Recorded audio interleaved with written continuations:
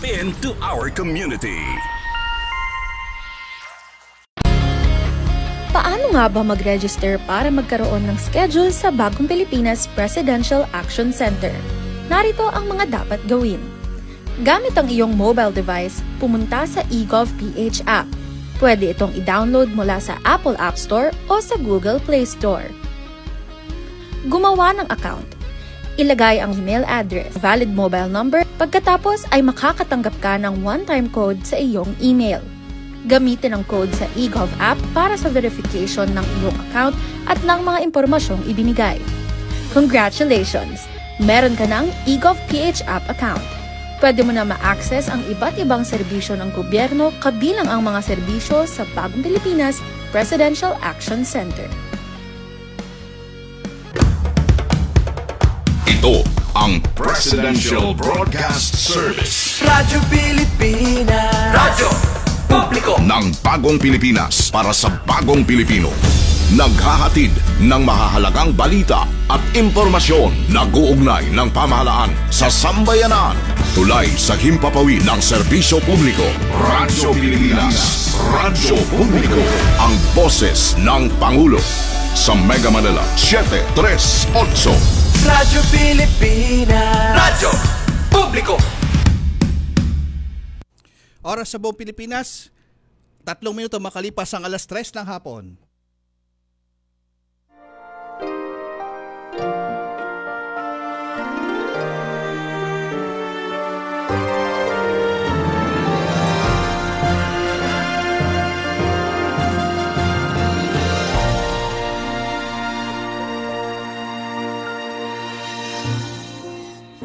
Isang magandang hapon po sa inyo lahat at welcome po tayo sa ating programang Kalinga Hatid ng Red Cross dito po sa Radyo Pilipinas, Radyo Publiko. Ngayon pong unang linggo sa buwan ng October. October 5 po tayo at October na at napakabilis po ng panahon na ilang araw, ilang buwan na lang. Talaga naman December na at Pasko na. Pero bago po yan, tayo dito sa Philippine Red Cross ay nagkaroon tayo itong nakalipas ng linggo ng iba't ibang mga pangyayari ha. May lindol, may bagyo. Pero yan ay ating tatalakayin sa ating programa. Pero meron tayong mga bisita na mga dakilang teacher, guro at lolo at lola. Okay? At syempre inaanyayahan namin kayo na pakinggan ang ating programa at subaybayan hanggang 4:00 po tayo ng hapon. Live po tayo sa ating Facebook page, Kalinga Hatid, at sa Radyo Pilipinas, Radyo Publiko. At syempre sa ating sa TV, for the box at TV Plus, at syempre sa Radyo Pilipinas 738 kHz. Okay? At inaanyayahan kayo namin na mag-like and share sa ating Facebook page. At syempre nais nating pasalamatan ng bumubuo ng ating programa mula sa Presidential Communication Office, si Secretary Dave Gomez. Kasama yan ng ating Director sa Presidential Broadcasting Service, si Director Fernando Sanga, si Sir Dindo Amparo. Kasama yan ng ating Station Manager, Sir Alan Alyanige. Kasama yan ng Sir Ray Sampang, Sir Ori Lopez sa technical side at si Ma'am Joy Timindan. At nandyan po si Ma'am Vance Fernandez. Ayan. Okay, at syempre sa Philippine Red Cross, ang ating chairman si Richard J. Gordon. Kasama yan ng iba pang Board of Governors natin at ng ating Secretary General Dr. Gwen Pang. Kasama yan ng ating mga administrator sa mahigit 100 chapters natin nationwide at ang kanilang mga Red Cross 143 at Red Cross Youth at ang kanilang syempre ang mga Board of Directors. Okay, makakasama natin via Zoom ang na-miss natin noong nakaraang linggo. Alang iba kundi ang ating Board of Governor na si Ma'am Cora Alma de Leon. Gob Cora, magandang hapon po. Yes. I'm sorry about last week dahil hindi nag-okay ang aking computer pero ngayon I made sure I will be able to join. Yes. And to begin with, I'd like to open this with the thought, this season let us reflect on the beauty and majesty of our earth. May we open our hearts to the call for universal communion with all of creation and embrace our guardianship of nature. I pray that each of us, in our own small ways, answers the call to care for our only home and to preserve this unique gift, a manifestation of God's unending universal love for generations to come. May love, kindness, and peace be upon us all. At tamang-tama ang panahon natin ay dalawa, si Miss Carmelita Santos Adoa, Adwa.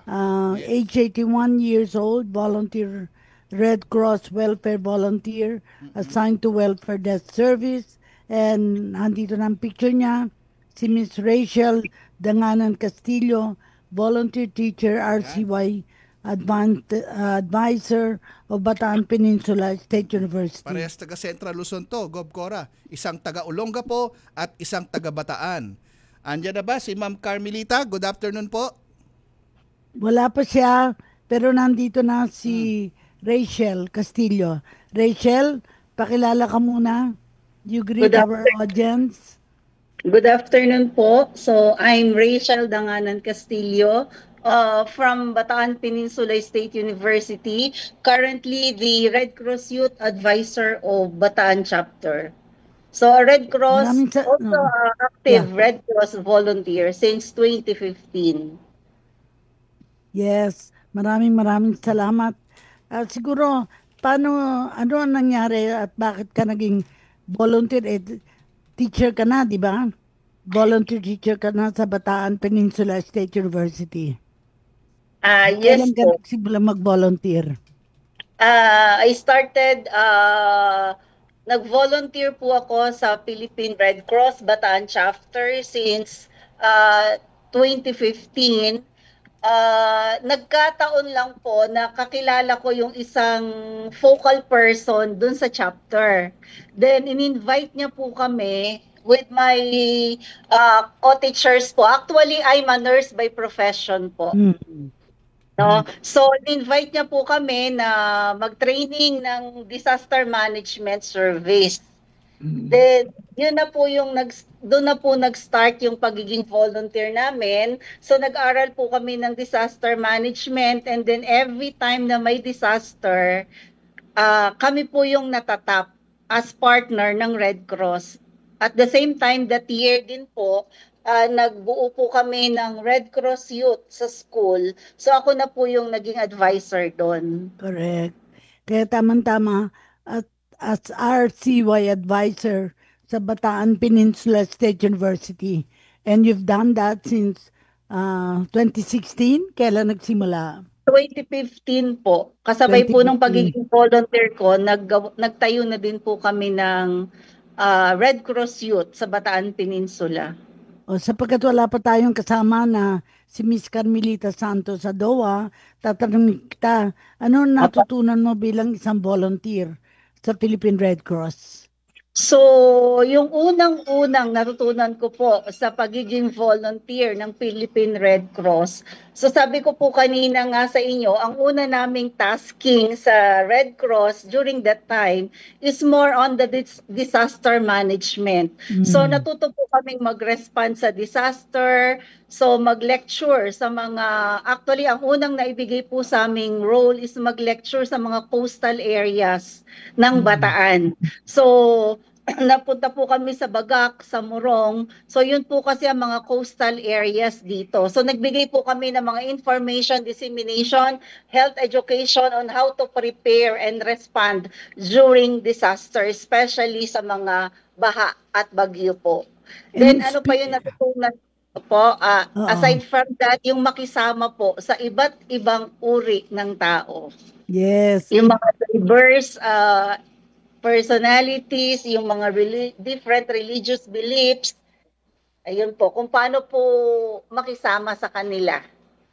Siyempre, marami ka naging karanasan, pero ang palagi kong tinatanong, ano yung di mo malilimutan na experience bilang isang volunteer ng Philippine Red Cross? So far, lagi ko nga pong sinasabi before, nung nag-rescue din po kasi kami before sa Hermosa with my co-volunteer. So nakabangka po kami with hot meals on the side.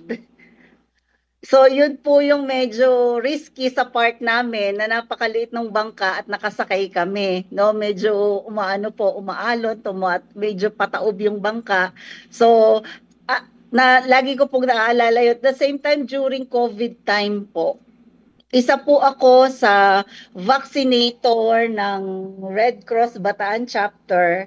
So, kahit nagpo-positive na kami sa COVID, so ano pa rin po, paggaling, pahinga lang, then gagaling, then balik na naman po sa dati. Yan po yung mga experiences namin, and sometimes may mga challenges din po kaming nakakaharap and kinakaharap until now. Nandito na yata si Carmelita Santos Adoa. Pwede ka nang mag-appear? Ito yung isang volunteer. Opo, siya po yung ating volunteer na isang lola. Hello? Pero ang nakalagay, Philip. Hindi. Siya po Sino yung siya, Philip? sa RCY po siya. Si Sir Philip Ladaran. Ladaran. Magjo-join po si Ma'am Carmelita. Tinatawagan lang siya ng ating mga taga-volunteer service sa ilang saglit. Tuloy niyo po muna yung pagtatanong kay Ma'am Rachel. Sige. Siguro ang paano mo ma-apply ang mga natutunan mo sa PRC sa ibang sitwasyon kasi ikaw ay guro, volunteer teacher ka at RCY advisor. So paano ma-apply ang mga natutunan mo sa PRC sa ibang sitwasyon? Kasi na sabi mo, may disaster, sumakay kayo sa bangka, di ba, Rachel? Opo. Actually, madami po kaming mga cases or scenario wherein napaka-active po kasi nung nasa health service namin, at the same time yung safety. Then yung chapter administrator is napaka-supportive and active din po, hands-on sa mga activities. So mostly ngayon po, at present, I'm the dean of the college or the School of Public Health here in DPSU. And mostly the focus of the public health is more on health education and promotion of the community. So, nagagamit ko po ngayon lahat ng experiences na nakuha ko sa Red Cross para bumaba sa community. Mas lalo po akong na-enlighten, no? Mas marami po kami ngayong mga tao na natutulungan, hindi lang po yung kasama ko sa Red Cross, kasama ko na po ngayon bumababa sa community yung mga estudyante po ng public health. So mostly yung akin pong mga knowledge and information na ina-apply ko doon ay galing sa experience ko as a volunteer of Red Cross po. So malaking tulong po yung pagiging volunteer and advisor ko ng RCY kung ano po ako ngayon, lalo na po pagdating sa pagtulong sa community. Kasi ang focus po namin is more on community. How to educate the people in the community po. Maraming salamat. Para natin sinasabi, prevention is better than cure. Yes, tama. Ngayon, siguro magandang ikwento mo muna ikaw. Saan ka ba nag-aral? Kasi mahalaga na ipakilala natin ang background ng ang background ninyo, no? Saan ka nag-aral? At ano yung paniniwala mo na bakit ka volunteer sa Red Cross? Okay po. So, ulit po, I'm Rachel Danganan Castillo. So, ako po ay pinanganak sa Nueva Ecija. So, part pa rin po ako ng Region 3. So, napunta po ako ng Bataan 1994. Dito na po ako nag-aral ng nursing. Nag-graduate po ako ng nursing 1997, then nag-masteral po ako ng nursing 1997 hanggang 1999.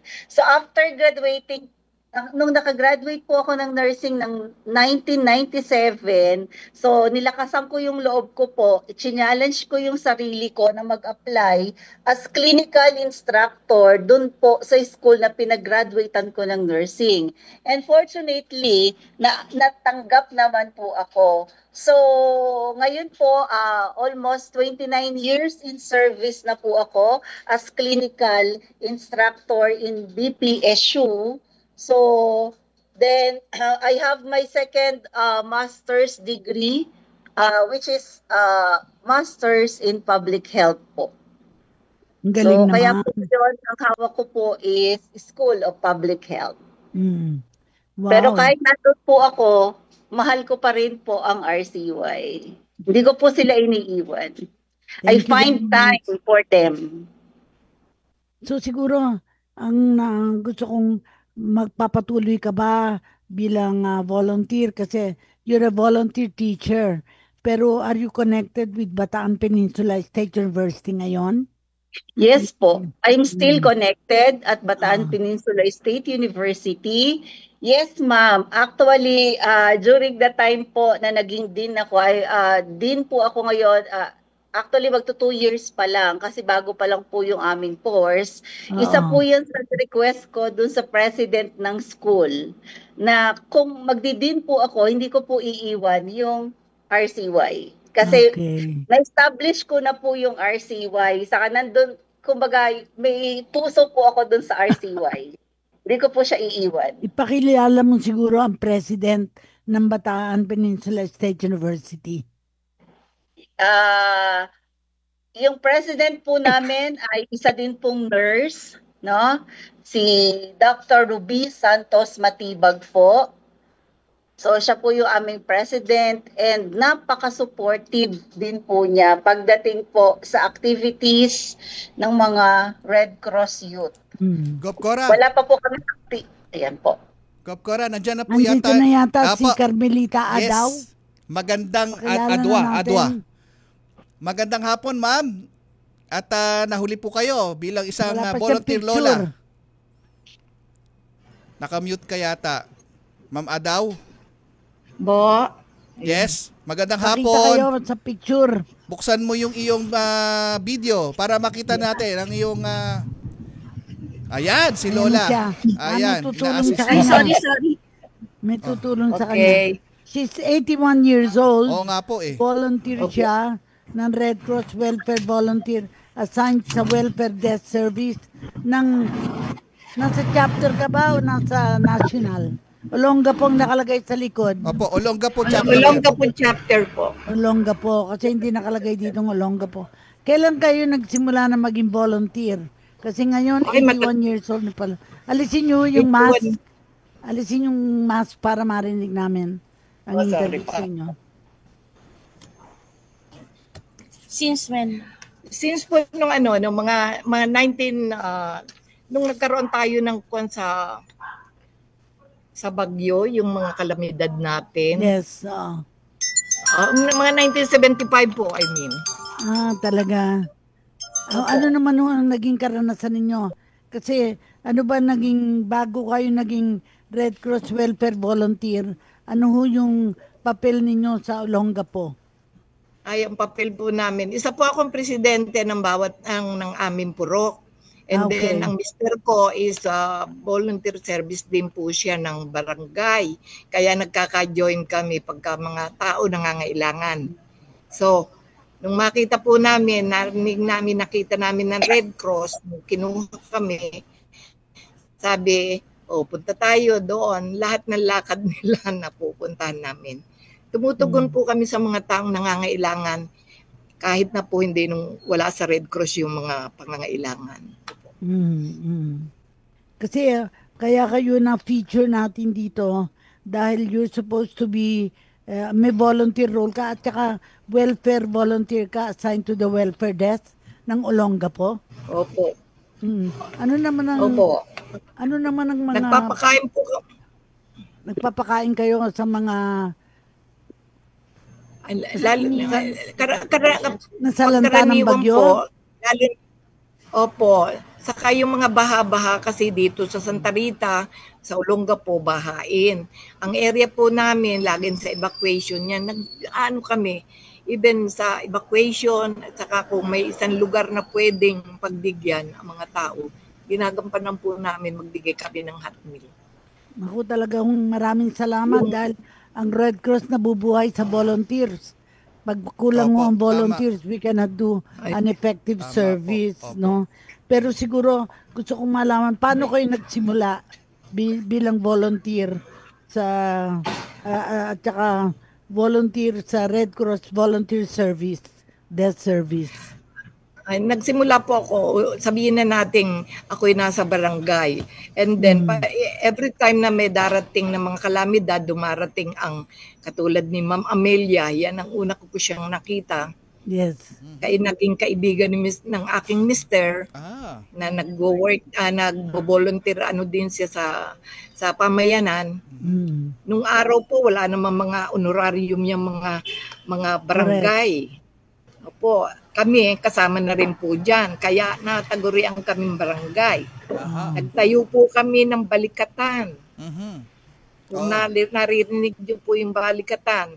Opo, narinig kaya ko po yan. Kaya pag binubuhat po. Kilala niyo ba si Ma'am Lisa? Si Ma'am Lisa Sabalya? Ang ating yes po. ang board natin, dating SecGen. Ayan, narinig ko po sa kanya tsaka si Ma'am Vilma. Sige po, tuloy niyo lang. Opo, diyan po kami nag-start. Kaya every time magkakaroon ng mga kalamidad, pangangailangan ng mamamayan, nandiyan po kami. Hindi kami nag-aatubiling hindi dumating. Kahit binabato lang namin ng aming mga cellphone. May marami tayong mga kontak. Lalo na po nitong huli, nitong baha-baha. Before, hindi naman yan ng baha, malalaki Ngayon, every time uulan, may baha. Kaya, tumatakbo ang mga tao sa evacuation. And then, pag ang evacuation, may tao na po, alam na po na Red Cross yun. Edison? Yes po. Mag-break na muna tayo ngayon. Sige para po. We will have a longer break. Hindi, mabilis lang at ako'y meron ding balita siguro at sige. Ano ko lang po natin na may mga balita tayo. Sige po.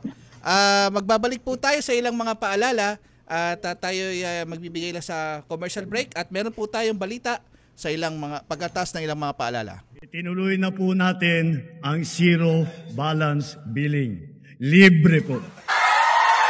Ibig sabihin, ang serbisyo sa basic accommodation sa ating mga DOH na ospital, wala nang babayaran ang pasyente. Ang dami pong challenge, hindi po namin alam kung saan namin kukunin, ganon, nag-iisip kung paano namin mababayaran. Siyempre po, masayang-masaya, super saya po dahil na zero billing po kami. Opo, malaking po talaga, malaking tulong po. Mabilis lang din po.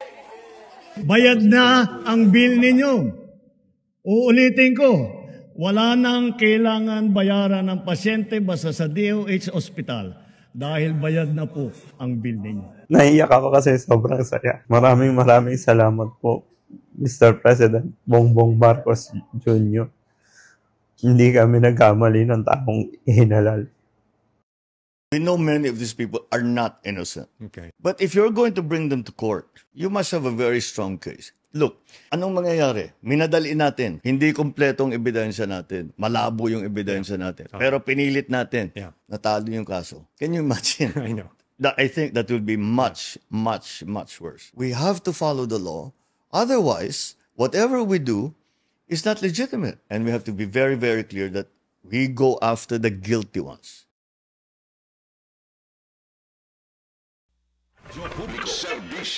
Bayang News Nationwide. Balitang pambansa. Sa ulo ng ating pinakamalawak na pagbabalita. Ang radyo ng Pilipinas. Radyo Pilipinas. Balitang mahalaga sa bawat mamamayan. Ang radyo ng publiko. Radyo Publiko. Nag-uugnay ng pamahalaan sa sambayanan. Ay inyo ring mapapakinggan sa 104.3 FM band. Magkaisa, magtulungan para sa pag-unlad ng ating bansa. Radyo Pilipinas. Radyo Publiko sa 104.3 The Capital. Ang ating mga programa at serbisyo para sa mamamayang Pilipino. Ibabahagi natin mula alas 6 ng umaga hanggang alas 12:30 ng tanghali. Monday to Friday sa 104.3 FM band. Radyo Pilipinas, Radyo Publiko, and The Capital. Ang boses ng Pangulo. Sabay na maghahatid ng serbisyo sa mamamayang Pilipino in the new era of collaboration. Basta mula sa iba't ibang bahagi ng bansa. Radyo Pilipinas, Radyo Publiko sa 104.3 The Capital. Good news!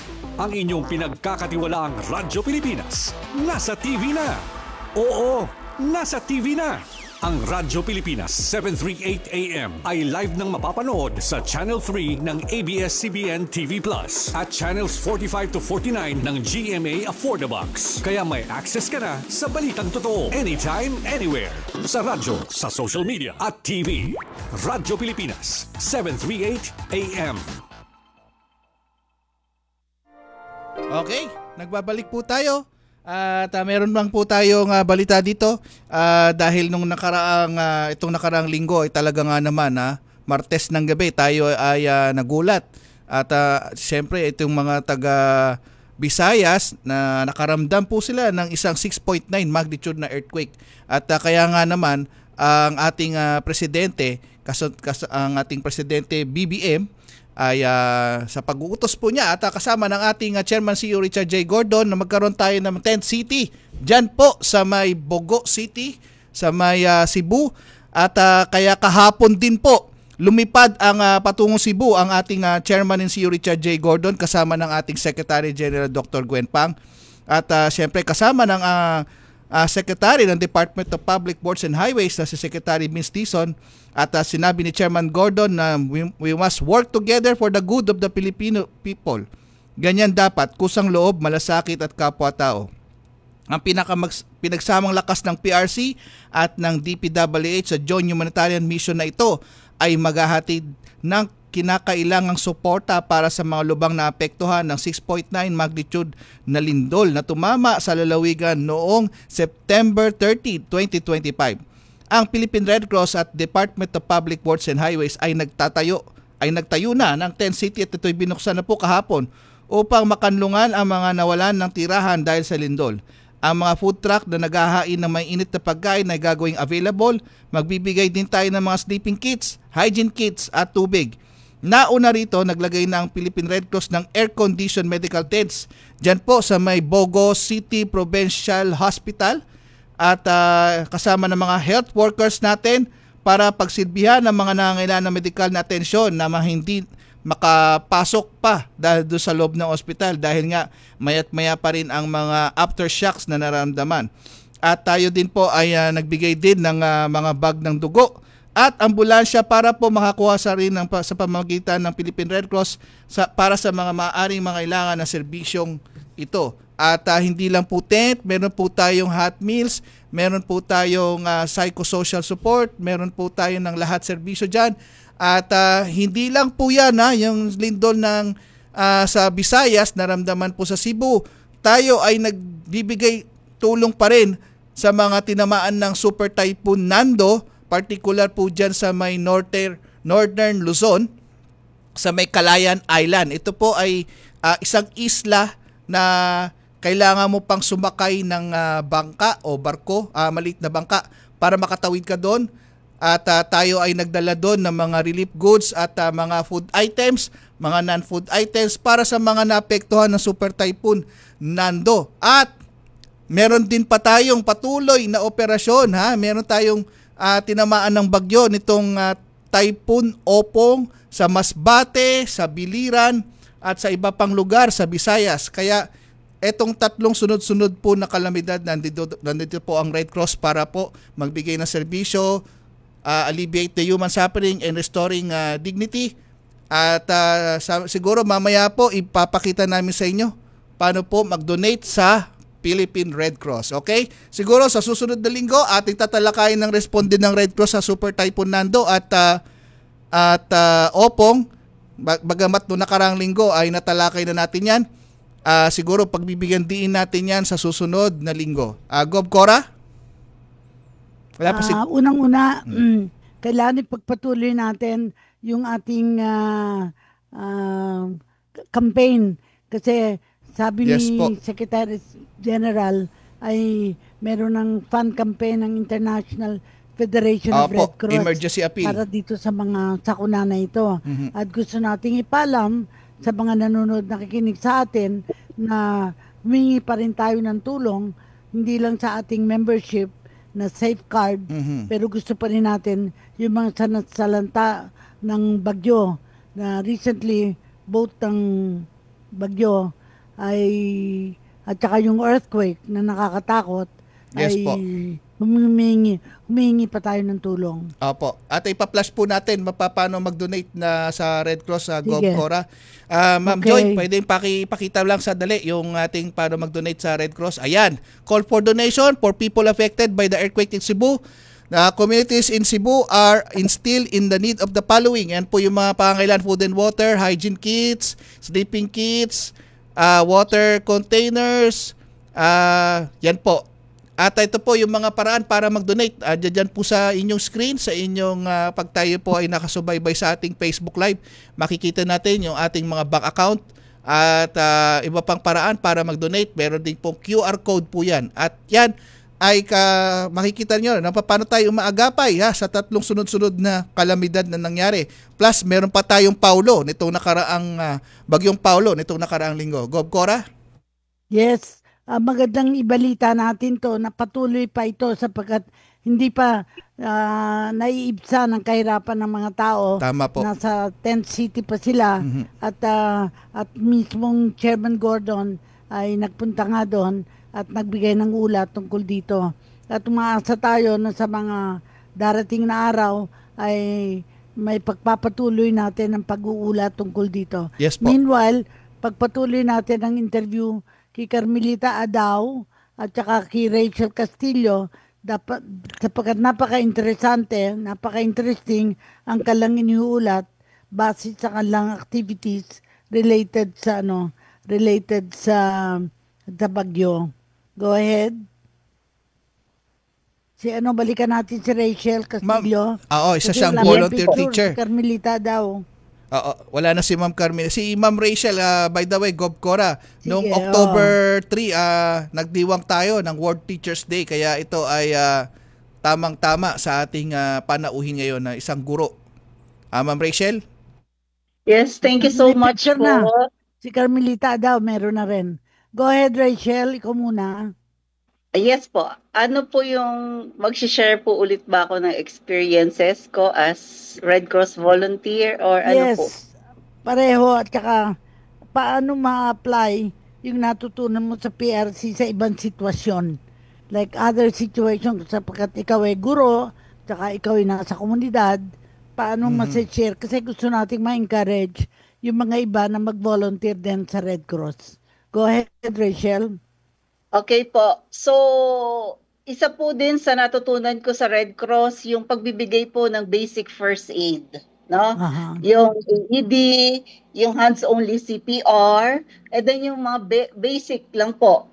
So, lalo na po sa school, malaking factor po yan. So, ngayon po ang ginagawa namin, ang pinapractice namin, one of the best practices na ginagawa namin sa Red Cross Youth ng Bataan Peninsula State University. So, lahat po ng estudyante namin,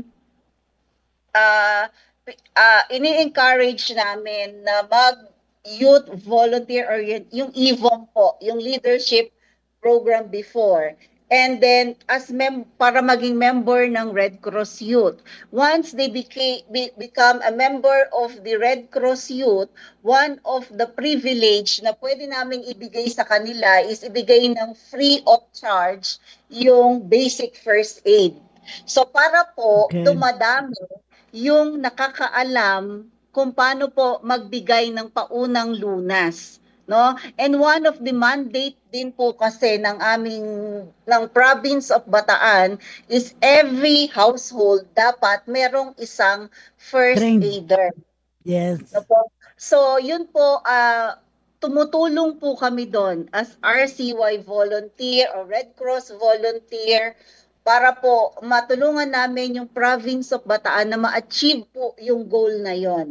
No? So, karamihan po, before po, ang RCY namin is exclusive lang sa College of Nursing.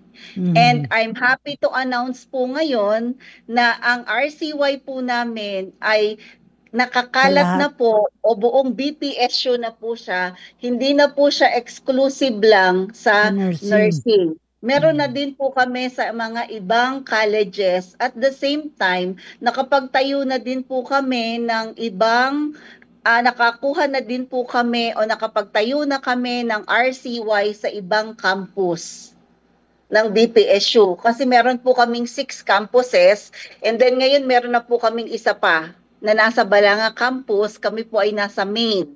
And then meron na din po kaming isa sa senior high school. And ngayon po, siguro po by next year, early next year, we're planning na magbuo din po ng ibang RCY sa ibang campus po ng BPSU para mas marami na pong matulungan yung Red Cross at marami na pong makaalam na may Red Cross. At the same time, ma-orient po namin sila about the activities of Red Cross. Kasi dati po, based din po ito, experience ko din. Dati pag narinig natin yung Red Cross, ang nasa isip lang natin dugo. Dugo. Opo, Yes. di po ba? Kaya dati pag pumunta kami sa community, ay Red Cross, kukuha tayo ng dugo. So, unti-unti po Nabago. kapupunta po namin sa community, na-orient po namin sila. Hindi lang dugo ang kayang ibigay o i-provide, itulong sa inyo ng Red Cross. Yes. Marami pa po tayong activities na pwede naming itulong o makipag-collaborate sa inyo. Hindi lang po sa dugo. Ayun po, Tamang-tama. unti-unti po namin inaalis yun. Oo. Nakabalik na si Carmelita Santos sa DOA at kahanga-hanga kasi nakalagay dito age 81 years old, volunteer sa Red Cross Welfare. So, ano-ano yung mga naging karanasan nyo, Aling Carmelita, dyan sa welfare service sa Olonga po ito, hindi ba? Chapter? Wala ho kayong audio. Pakiayos ang audio. Nakamute po kayo. Nakamute. Ngayon, okay na kayo. Okay. Sige, kwenta ka na. Yung mga experience po namin, Okay. marami po since dito sa Olonga po, sa mga calamity po, talagang lagi kaming handa diyan pagka narinig na namin ng kalamidad. Lalo na, siyempre, nauuna po ang area namin. Nakakalabas po kami, if ever na natatapos kami sa area namin, nakakarating na kami sa iba-ibang barangay na po. Ay naano po namin, sinusurvive namin yung mga, nililikas namin sila, and then, nilalagay namin sila sa tamang lalagyan, nakalalagyan sa mga evacuation. If ever, pag nandun na po sila, ayan, nakakagawa na po kami ng paraan kung paano natin sila bigyan ng mga ng kaunting makakain, kung ano po ang pangangailangan, naipo-provide naman po. Kaya, Kailan kayo nagsimula na maging volunteer dyan sa Olonga po City Chapter? dito po sa chapter ng Olonga po, since si Ma'am Amelia Gordon po ang matagal na. Doon sa mother ni Chairman Gordon. Opo, kasi siya po ang kasama namin noong nagkaroon kami ng sa earthquake ng Bagyo, Yes. 1991. Opo, ano po kami, nagtayo rin po kami ng Pinatubo po 1991. Yes. 1990 po yung earthquake po ng Bagyo. Doon po kami nagkasama ni Ma'am Amelia. Dito po sa Olonga naman, ang ginawa namin, nanghahakot kami nung magkaroon ng eruption, nanawagan ng Red Cross na may eruption, kaya sila Mr. naghakot ng mga tao doon sa Zambales. Dinadala na Olonga po. Kasasawi ang palad lang, yung mga nilalagyan, bumabagsak. Kaya nagkaroon po tayo ng mga casualty po ng mga panahon na yun. Pero kami po, sa barangay, kami mga kababaihan, sama-sama po kami. Dahil wala naman po kami madadaanan na if ever na kami lumikas pa. Kaya kanya-kanya po rin kami na sa bawat lugar. Oo. Kasi namin nag-chairman ako ng Mount Pinatubo Commission 1993 to 95. Kaya alam ko nangyari sa Pampanga, sa mga iba-ibang lugar. At saka kasama na rin yung Olonga po.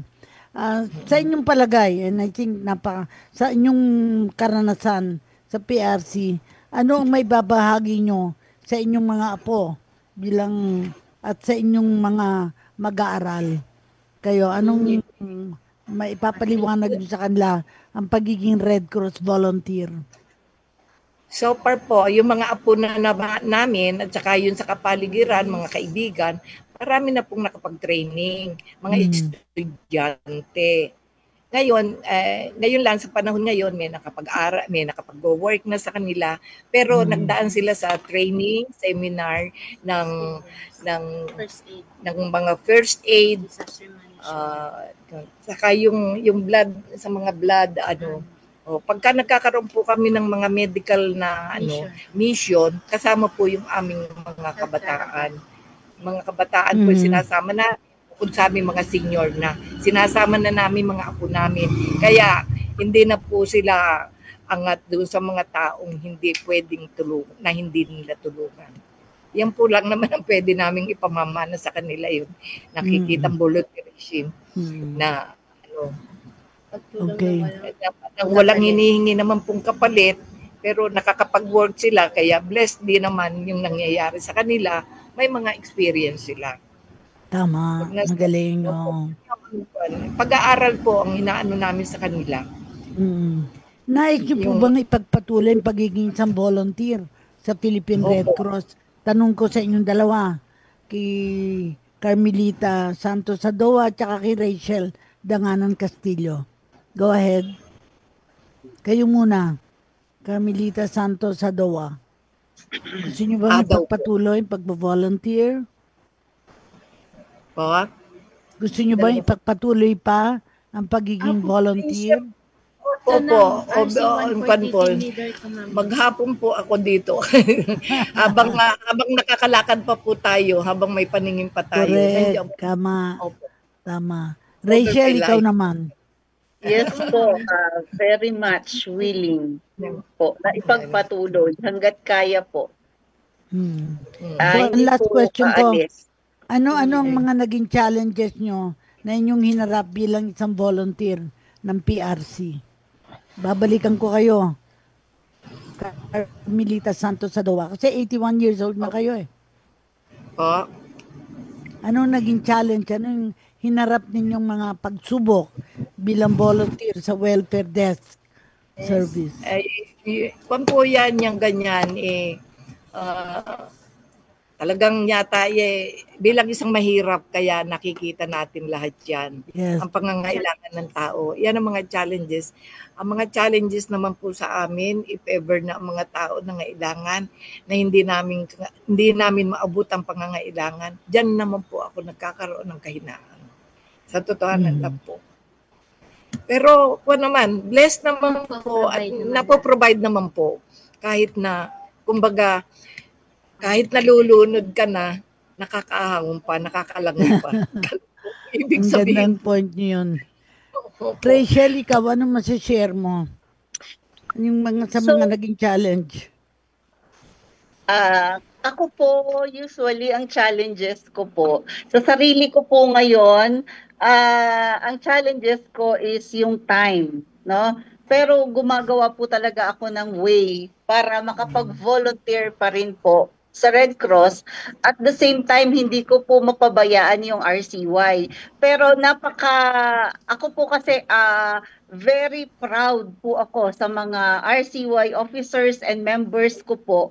Kasi siguro po before pa na-inculcate ko na sa kanila yung values of Red Cross and yung humanitarian service na tinatawag po natin. So, kahit po hindi nila ako kasama, let's say for example, sa health caravan, mostly po RCY ang nakakasama sa health caravan ng chapter. So nandun po ako o wala, kasama po sila ng mga taga Red Cross Bataan na tumutulong po doon sa mga tao sa community para magbigay po ng service. And minsan, pagdating po, ito po, financial, siguro po, sa financial aspect din po, nagkakaroon din po kami ng challenges, pero nagagawa naman po namin ng paraan. So far, time and financial aspect. Pero yung iba po, sabi ko nga po kanina, the chapter administration, the staff of the Philippine Red Cross Bataan chapter, as well as the BPSU, is very supportive when it comes to Red Cross Youth. Maraming salamat. At babalikan natin si Edison. kung meron pang mga ulat. Edison, anything else? Wala na po. Gob Cora, siguro sa susunod na linggo tayo ay tatalakayin natin itong naging pag-aksyon ng Red Cross dito sa bagyong Opo dahil malaki po ang tinamaan po dyan sa Masbate City. At siguro makakapanayam natin ng kanilang administrator at isang taga-disaster management. Correct. At sa susunod naman na linggo ay tatalakayin natin itong naging lindol dyan sa Cebu. At talaga nga naman hanggang ngayon ay nakakaranas po sila ng mga aftershocks at mahigit 2,000 2,000 na tents ang nandyan. I think 2,500 po ang nilagay natin sa tent city. Gob Cora, ano po yung masasabi niyo to sa naging proyekto nito? Syempre, ito po ay pinangunahan ng ating chairman Dick Gordon kasama nung Secretary General. Opo, pero ito ay sa pagkusang loob na paglapit ng ating presidente PBM sa Red Cross na para tumulong dito sa mga dito sa mga. At si Vice Chairman Carissa Coscolwela ay nagpunta din yata sa Calayan. Opo. Nabasa ko yung kanyang report. Opo, sa Calayan Island sa may Cagayan. Opo, para sa Super Typhoon Nando po 'yan. Opo, nakaraang linggo ay nag-topic na po tayo kay Cagayan chapter regarding diyan si Ma'am Eileen Torres. Okay, gusto ko lang tanungin Gob Cora, itong teacher natin si Ma'am Rachel. Ano pong subject ang inyong tinuturo? Nursing 'yan. Sa nursing po ako, saka sa public health po, sir. Public health. So, ano po ang usually po I'm a nurse by profession po. Okay po. Pero ang tinuturoan nyo po mga nursing students? Yes po, nursing student cross. At sunod po ang programa ni Bans Fernandez, Puso ng Pilipino, na napakaaga po niya. Ito po si Edison Enriquez, 9 na minuto bago mag 4:00 ng hapon.